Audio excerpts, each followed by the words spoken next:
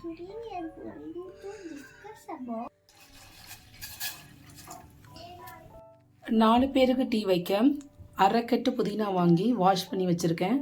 தண்ணி பாயில் ஆகி கொதி வந்ததும் இந்த புதினாவை ஆட் பண்ணிக்கலாம். இதில் ஒரு அரை டீஸ்பூன் அளவு டீ தூள் போட்டுக்கலாம். இப்போ புதினா இலையை ஆட் பண்ணிக்கலாம்.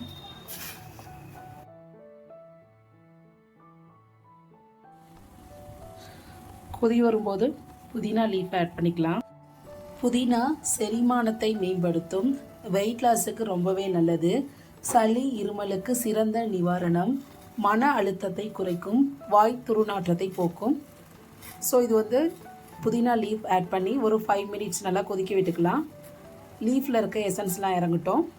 நல்லா கொதி வந்துருச்சு. இப்போ தேவையான அளவு நாட்டு சர்க்கரை ஆட் பண்ணிக்கலாம். 4 பேருக்கு ஸோ 4 to 5 டீஸ்பூன் ஆட் பண்ணிக்கலாம். ஃபில்ட்ரு பண்ணி எடுத்தால் புதினா டீ நமக்கு ரெடி ஆயிரும்.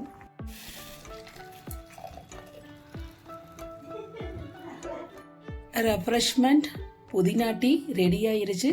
தேங்க்ஸ் ஃபார் வாட்சிங்.